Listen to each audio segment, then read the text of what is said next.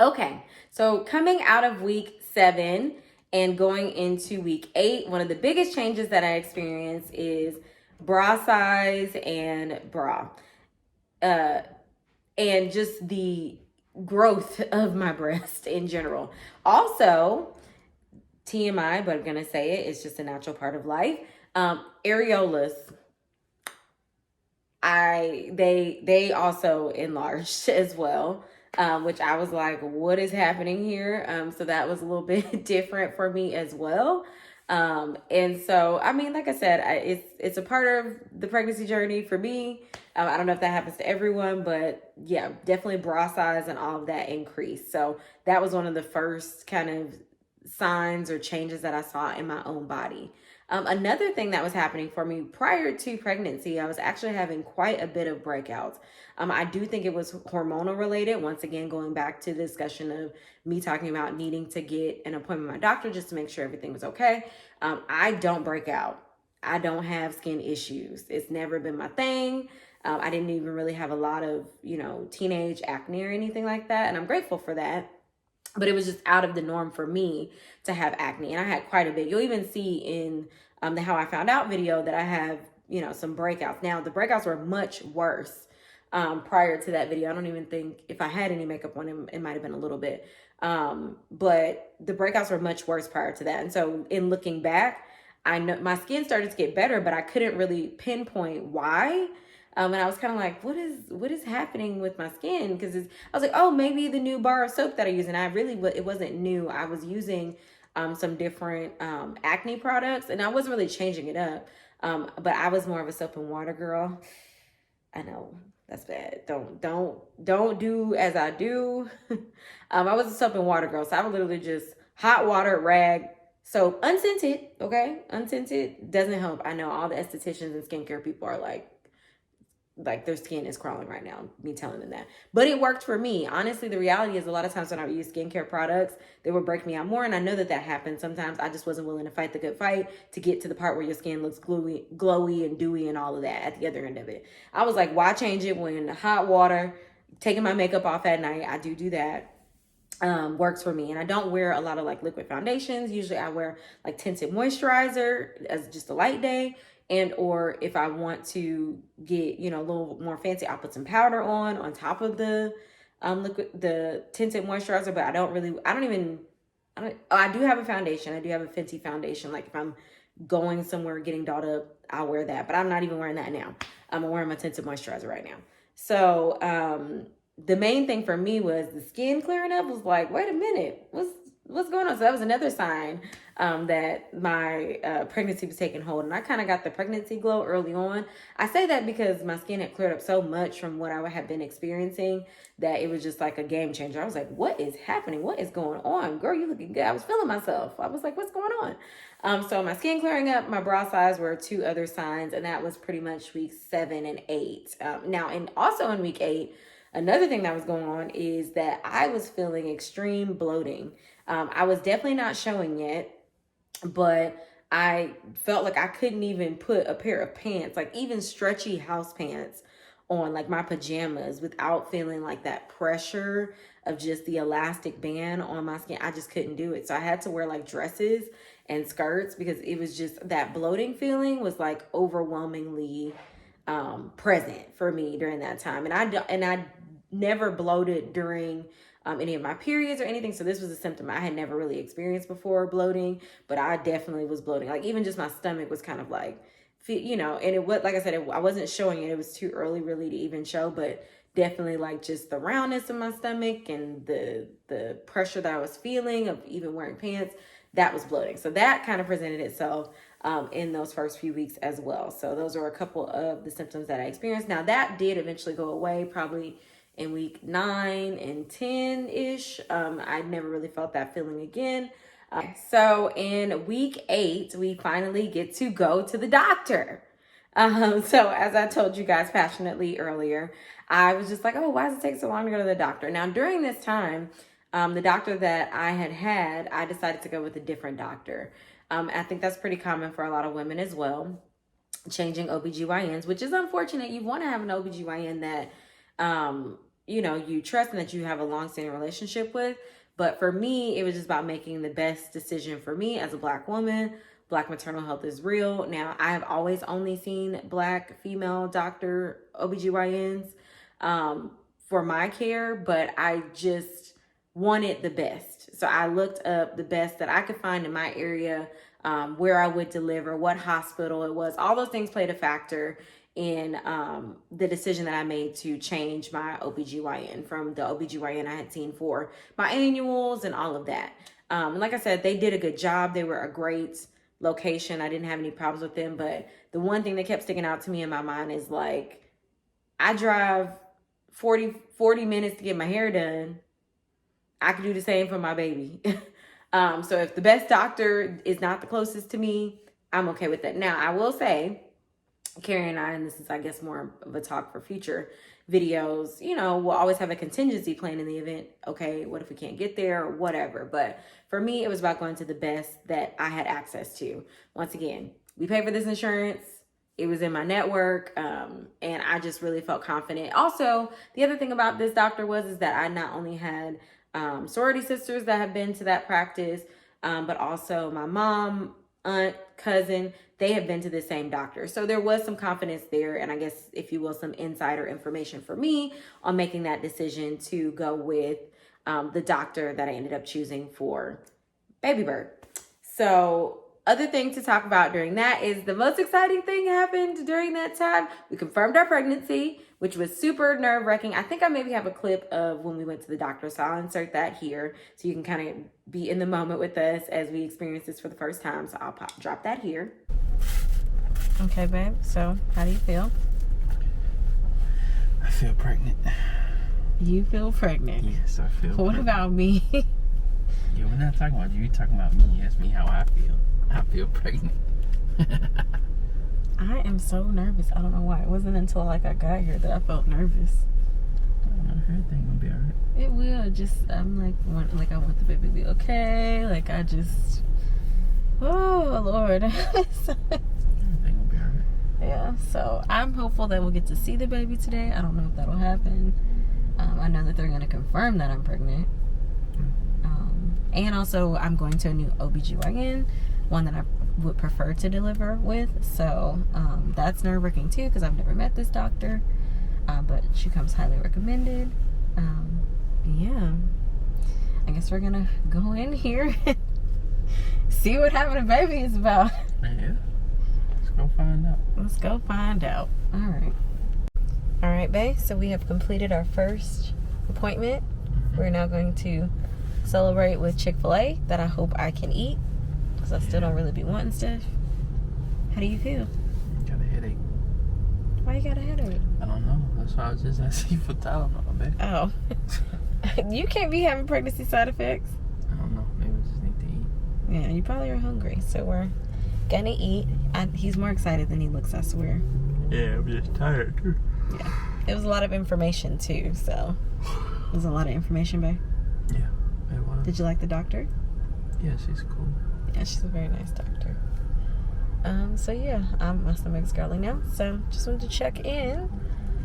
And we're definitely pregnant. They verified that. They drew blood. I hate getting my blood drawn, but I did good. I behaved. They did not have to strap me down. It was a good day. I'm just tired. This has been a busy morning.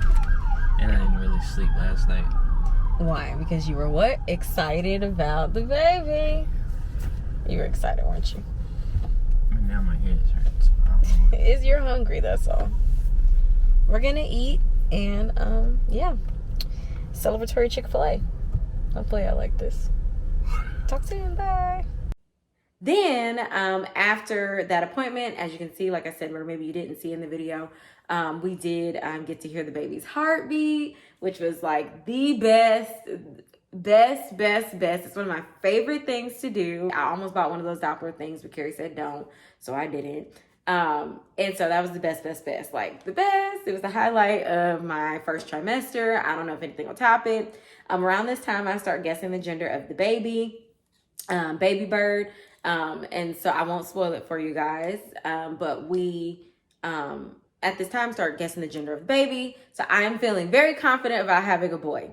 So that is my guess. Now, the other thing that starts happening in this time frame, and I did talk to my doctor about this. I wasn't sure if it was because of COVID, which I had recently gotten over, but I start to experience appetite loss. Oh my gosh, that is the one thing that was like just the overarching challenge of my first trimester. It was very difficult for me in the sense of mentally. I mean, overall, like I said, I'm a maternal optimist. So in a way, it gave me more room to grow in my second trimester and all of that. But it just mentally was hard on me. I was scared that the baby wasn't getting enough nutrients. I was nervous, like I was doing something wrong. I'm like, am I making this up in my head? But I would literally eat a bite of food. Like you could, I mean, not a sandwich because you can't, I don't eat deli meat now that I'm pregnant. But say it was a sandwich or whatever. I would eat one bite and be full. And by full, I mean that I couldn't eat anymore. Like it was physically impossible for me to eat more. If I ate more, I would almost feel sick. Now, one thing I did not have in my pregnancy, which I'm super grateful for, is I did not have morning sickness. But with that said, and I know there are so many women out there that experience morning sickness, my heart goes out to you, and I am praying that it gets better for you soon. So as I was mentioning, loss of appetite was one of the main things that kind of let me know, like, ooh, you are a pregnant girl. And as I mentioned, I am a clean plate kind of girl. Or maybe I didn't mention it. I love to eat food, so it was just very strange. I did have to work really hard in the first trimester to not continue to lose weight because I was losing weight because of the loss of appetite. I would say about maybe I ended up losing about 12-ish pounds, maybe even 15 by the end of that first trimester, just because I could not eat. Like it was very difficult. I started supplementing with like protein shakes, which was something that I could get down. And I did try like smoothies and things like that, but it was very difficult, very challenging, and mentally it was very rough on me. Even another mommy transparency moment is like there was one day I was really trying and I was like really frustrated and I cried to Carrie because I was so upset that I could not finish or even eat. I had one bite of the food that I had made or whatever, and I didn't have any food aversions. Like I could cook for him, I could cook my food, and then I get it, and then I just couldn't eat it. And so I literally cried. He had to like hold me because I just was so upset, and I was nervous that I was doing something wrong for the baby or that I was doing something that wasn't good for the baby. So it took me a minute, but I kind of came out on the other side of that. And I don't know if anybody else has experienced that. That was not a pregnancy symptom that I had ever really heard of. My doctor kind of just said, you know, maybe as opposed to nausea, mine was no appetite at all. Because like I said, I wasn't feeling queasy. It wasn't morning sickness. It wasn't that I couldn't keep food down. It was that I just couldn't even eat it. And like I said, I wasn't having food aversions. Like, I mean, there were things that started to start smelling a little bit different, or things that didn't taste as appetizing. That was the other thing.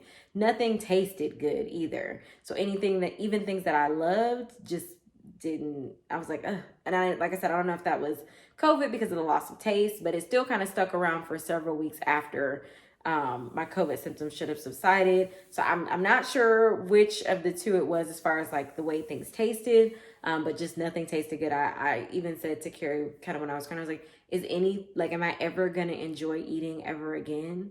And it was even to the point, like I would have to wait for my stomach to growl to like trigger me to eat because I could go several hours without even thinking about eating just because my appetite was kind of so skewed. So yeah, that was my one craziest part of my first trimester. And I don't know if anybody else has experienced that. I've never heard anybody say that. So if you are experiencing that, drop it below because I want to hear. And or if this encouraged you and you are going through that now, whenever you are watching this in your pregnancy journey, no, you're not alone. They do always say, oh, it gets better. It did get better for me. But if not, please, like I said, they will definitely guide you along the process and hopefully you won't be discouraged. I know as a mama, you are doing everything for your baby that you can. And I had to remind myself of that. So hopefully that encourages you if you were going through what I went through during that time. So now that we kind of went to week 8 and now we're headed into 9. 9 is when we start to tell like our immediate family. So we have some videos and things that I'll share with you guys in the future. But I'm starting to get a little bit excited because we had our confirmation appointment. I finally heard the heartbeat for baby Bird. And so I'm like, okay, I'm starting to feel a little bit. I still had that mommy imposter syndrome thing that I talked about a little bit. So I hadn't bought anything for the baby or even thought about that. And I know, Southern families sometimes have superstitions about that anyway. They say you're not supposed to buy anything for the baby until your second trimester. It wasn't even that I was thinking of those things. I would walk through a baby section, pick stuff up, say it was cute, and put it back. Even if I loved it. And I was okay with gender neutral items. So that wasn't necessarily a factor for me either because we didn't yet know the gender of the baby. We do decide during this time frame also to go ahead and get our genetic test done. So I think we did that at week 9 or probably was 10, I think. 10, I believe. So we get our genetic testing done, which is also typically known as the NIFT. I can't say exactly right. I'm gonna put the word down below if I messed it up. But basically, it can tell you the likelihood of your child having any genetic challenges. So it also reveals the gender. That was a little moment for me too because I don't know. I didn't have any concerns. I knew my faith would carry me no matter what. But I just was like, ooh, is that a stress that I would go through again in the future of that part, just that anxiety of the weight, and I don't know. I'd have to think about it, but that definitely was something for me as a mom. Waiting to find out about the genetic testing was not fun. I didn't really like it. I'm not gonna lie. And I know they do it for health reasons. But yeah, it was another point. I was like, ooh, it made me nervous, and I didn't like it, y'all. I don't know. That's just me. Because I was like, it's my baby either way. And of course, I want to be as prepared as possible, but I don't know. I just don't know how I would handle knowing that early on. I know it gives you chances to prepare. But yeah, just that for me, first pregnancy, I don't know if that was like the right, I don't know. So I'm going to go with that. But yeah, we take our test, and then that also gives us the opportunity to find out the gender of the baby. So then we go into weeks, like I said, 10, 11, and 12, and 13 kind of were all still the same thing with the appetite. I do find one little saving grace. I do like citrus a lot during this time. So you could not keep a lime, I think they're Outshine popsicle away from me. Okay, I could eat 4 and 5 of them. And also because I didn't have a lot of an appetite, kind of doing liquids was helpful to me. But those lime popsicles, they was it every time. I still like them now, but not as much as I did during that time frame. I don't know what was up with them, but I loved them. So the citrus, lime, lemonade, I wanted those things. And like I said, I liked citrus and lemonade and all that before, but the lime popsicles in particular, loved them during this time frame. So that was another kind of like, Kira's like, he stashed them everywhere in this house. He had them in the deep freezer. He had them in our refrigerator in the kitchen, and then we have a small refrigerator because he's so sweet that he had bought like early on in the pregnancy. Once he found out I was pregnant, he bought me a fridge for upstairs so I could have water or whatever I needed, and it had a little freezer on it. And it was something we thought about buying prior to now, just for like our guests. But he bought me that fridge, and it has a freezer on it. So he had popsicle stashed there, and he would always be like, babe, do you want a popsicle? Like every time he would see me. And I would usually say yes. Like I said, I was eating like 5 or 6 of them a day. It was at one point. Not all the time. It was a lot of sugar. So, but there were some days where I had no shame in saying I had like 4. But I didn't have anything else really to eat that day. So it is what it is. You're doing the best you can, what you know. And so, yeah, so then in week 11 and 12, 11, 12, and 13, we start to tell our family and friends. In week 13, it's actually my birthday. So in week 13, it's my birthday. I actually have some clips of me telling some of my friends. It'll be a little dark if I do insert the clip. But that's when I tell all my friends that I had been hiding out that I had COVID from, because it was my birthday. So I decided to have something at the house. And I wasn't drinking during this event. So I just had my friends that did know a little bit in advance. make me a drink, and Carrie make me a drink, and my sister make me a drink and make me a shot, because they knew that I couldn't have real alcohol. So I took fake shots with my friend. It was so hilarious, and it was so fun. I don't care what anybody says. Telling people was part of the like most fun part to me.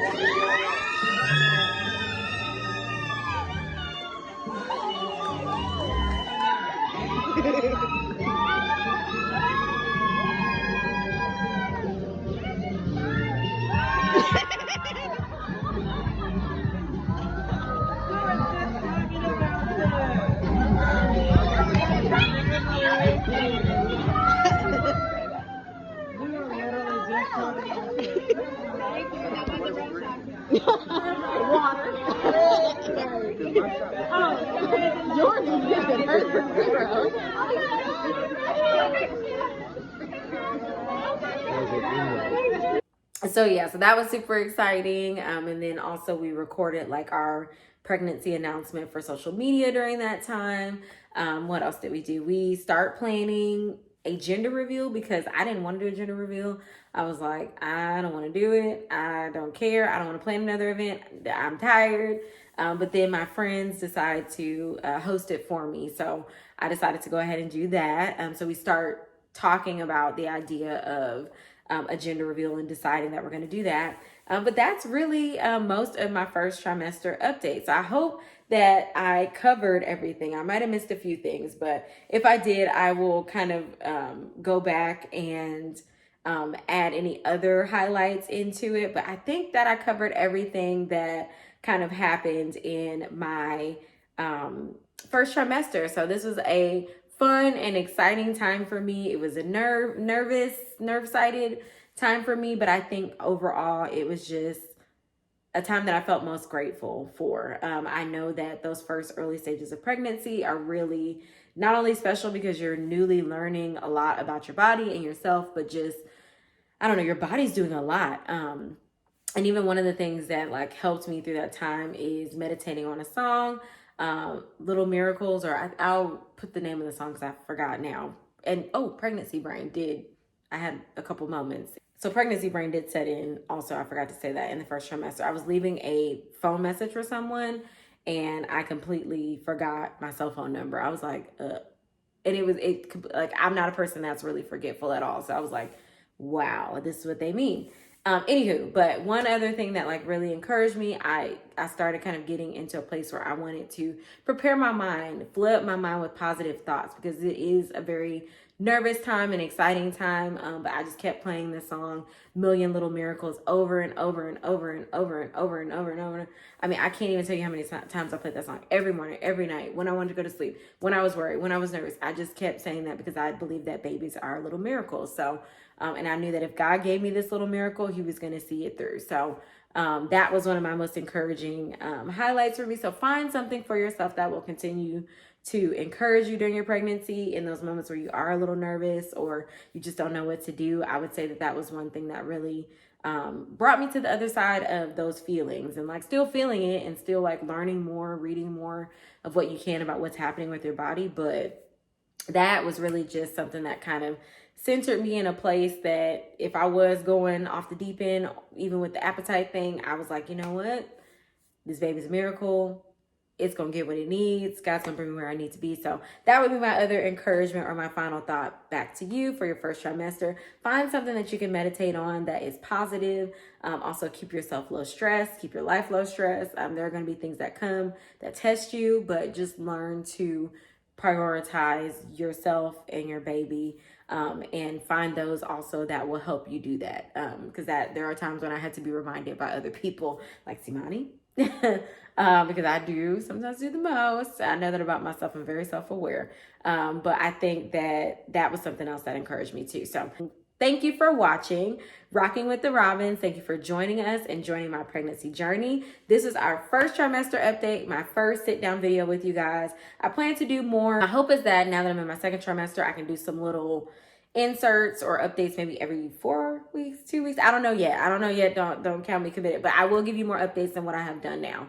because I want to keep track of this with you guys. I will show some videos if I have some of early pregnancy, because I know people usually do a bump shot at the end.